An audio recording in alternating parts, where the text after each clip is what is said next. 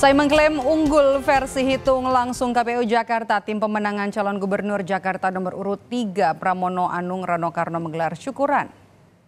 Syukuran digelar di rumah pemenangan Pramono Anung Rano Karno di kawasan Menteng, Jakarta Pusat. Syukuran ini digelar hanya selang sehari setelah Pramono Rano mengklaim menang satu putaran di Pilgub Jakarta. Padahal saat ini pemilihan berjenjang atau penghitungan berjenjang masih dilakukan oleh KPU Jakarta.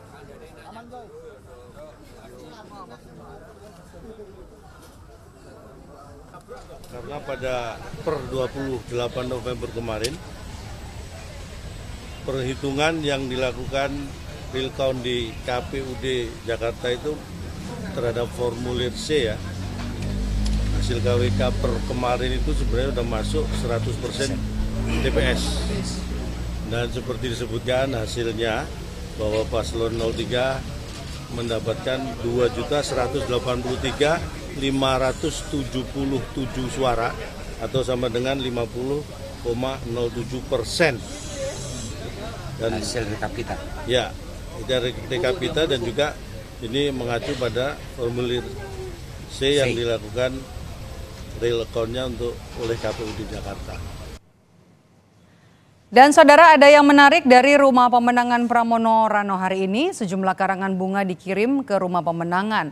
Ada karangan bunga dengan nama RK di antara karangan bunga di rumah pemenangan Pramono Rano. Namun belum diketahui apakah inisial RK ini merupakan calon gubernur Jakarta Ridwan Kamil.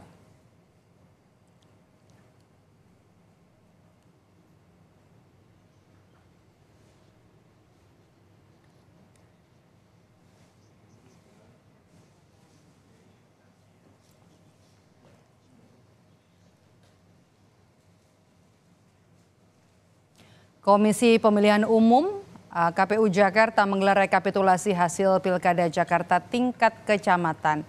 Rekapitulasi digelar di Kecamatan Tanah Abang dan juga di Menteng, Jakarta Pusat. Untuk mengetahui seperti apa proses rekapitulasi Pilkada Jakarta, kita akan bahas bersama dengan Komisioner KPU Jakarta Dodi Wijaya. Selamat sore Mas Dodi dengan Maidop. Ya, sore Mbak Maidop, sehat. Mas Dodi, bisa digambarkan kepada kami mekanisme proses rekapitulasi perolehan suara Pilkada Jakarta bagaimana? Ya, rekapitulasi hasil penghitungan perolehan suara dilakukan secara berjenjang dari tingkat kecamatan yang akan dilaksanakan dari tanggal 28 November sampai dengan paling lama 3 Desember. Kemudian akan dilanjutkan di tingkat kabupaten kota sampai dengan tanggal 6 Desember dan tingkat provinsi paling lama sampai dengan 9 Desember. Rekapitulasinya akan dilakukan secara manual dan berjenjang dengan membuka kotak hasil suara dalam kondisi tersegel, dikeluarkan formulir C hasilnya dan dilakukan rekapitulasi satu persatu sampai selesai dari TPS pertama sampai TPS terakhir dalam satu kelurahan. Kemudian beralih ke kelurahan lain sampai seluruh TPS dalam satu kecamatan tersebut selesai dan akan dihasilkan berita acara dalam bentuk formulir D hasil tingkat kecamatan. Seperti itu, Mbak. Oke, di tingkat kecamatan ya yang ada di seluruh daerah di Jakarta. Hari ini juga kan tadi Anda turut memantau ya ke kawasan Menteng dan juga tim Kompas TV juga ada di Kecamatan Tanah Abang. Kalau untuk pantauan tadi dari hasil penghitungan suara di Menteng, apakah ada kendalanya, Mas Dodi? Secara umum berlangsung lancar ya, hanya terjadi sedikit koreksi terhadap misalnya KPPS salah menuliskan jumlah DPT, tapi ditulis jumlah yang hadir dalam DPT. Jadi kita koreksi, kita catat dalam kejadian khusus, itu yang mungkin membuat agak lama secara administrasi.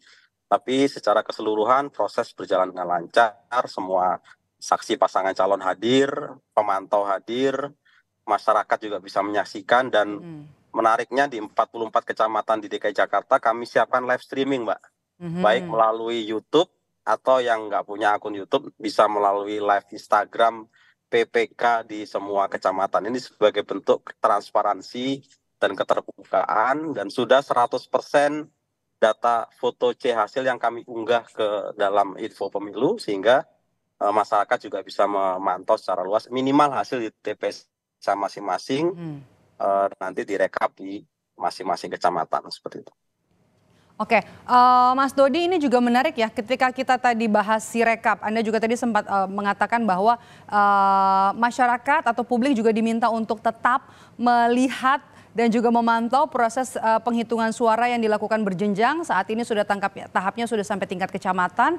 Artinya kan Sirekap ini tetap digunakan, tapi hanya untuk melihat perbandingan antara form C hasil yang sudah diupload begitu ya, di Kawal Pemilu, kemudian juga di masing-masing kecamatan, tanpa tabulasi, tanpa penghitungan suara berjenjang. Artinya hanya untuk memantau jumlah angka yang ada di form C hasil ya? Ya, untuk yang di info pemilu memang hanya tampil foto ya, karena sesuai dengan tahapannya saat ini masih selesai pemungutan dan penghitungan suara di TPS, sehingga baru ada hasil perolehan suara di tingkat TPS namanya, yaitu formulir C hasil, karena itu yang kami publikasikan. Sedangkan hasil rekapitulasi di tingkat kecamatan kan masih berproses, Mbak. Karena masih berproses, datanya ada di dalam Sirekap web masing-masing kecamatan. Jadi kalau di masing-masing kecamatan, sebagaimana tadi kita lihat di rekap di masing-masing kecamatan itu datanya lengkap. Per TPS itu sudah muncul tabulasinya, itulah yang nanti akan dilakukan rapat pleno apakah datanya sudah sesuai yang di input dengan data formulir berita acara C hasil tersebut. Nah, ini yang itulah mekanisme rapat pleno adalah untuk melakukan pengecekan, koreksi maupun pengesahan hasil tiap TPS dalam satu kecamatan. Jadi di kami datanya ada lengkap dan itu menjadi bahan atau alat bantu dalam rekapitulasi. Oke, sebagai bentuk transparansi dan juga akuntabilitas ya. Nah, ini juga jadi menarik ya Mas Dodi, ketika penghitungan suara berjenjang ini masih terus dilakukan dari tingkat kecamatan, kemudian nanti naik ke kabupaten, kota hingga provinsi. Bagaimana dengan pengamanan surat suara selama proses rekapitulasi berlangsung? Ya, untuk pengamanan kami tentu berkoordinasi dengan pihak kepolisian untuk menjaga tempat rekapitulasi. Kedua, kami meminta kotak suara selalu dalam keadaan tersegel. Jadi kalau kotak yang belum dilakukan rekap tidak boleh dibuka sebelum waktunya. Ya, kalau sudah selesai rekapitulasi nanti kami minta untuk disegel kembali, tentu setelah formulir-formulir dipisahkan ke dalam kotak C hasil namanya untuk keperluan sengketa di Mahkamah Konstitusi apabila nanti diperlukan. Sehingga kotak suara yang dalam keadaan tersegel itu menjadi alat untuk kita melakukan kontrol supaya tidak ada electoral fraud atau manipulasi di dalam proses rekapitulasi suara secara berjenjang yang dilakukan. Seperti itu, Pak. Oke, tahapan selanjutnya Mas Dodi, kalau kita lihat kan untuk tingkatan rekapitulasi dari tingkat kecamatan, targetnya rampung kapan dan tahapan selanjutnya? Apakah kemudian nanti ada kemungkinan pengumumannya akan lebih cepat dari target? Kalau secara jadwal di peraturan KPU nomor 18 tahun 2024 itu rekap tingkat kecamatan paling lama tanggal 3 Desember. Namun untuk kecamatan yang jumlah TPS-nya sedikit, itu akan bisa lebih cepat, seperti misalnya di Pulau Seribu. Pulau Seribu diperkirakan 1-2 hari ini akan selesai, kemudian akan lanjut di tingkat kabupaten kota. Di Pulau Seribu kemungkinan tanggal 1 Desember sudah mulai rekap di tingkat kabupaten, akan diadakan di Pulau Bidadari. Itu sudah mulai rekap tingkat kota.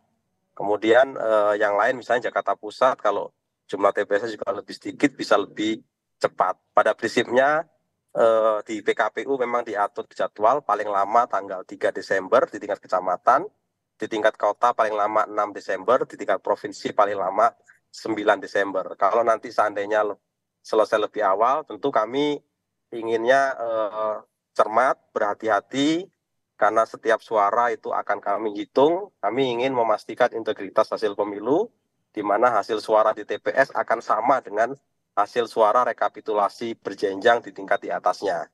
Karena itu kan perlu kehati-hatian, perlu kecermatan.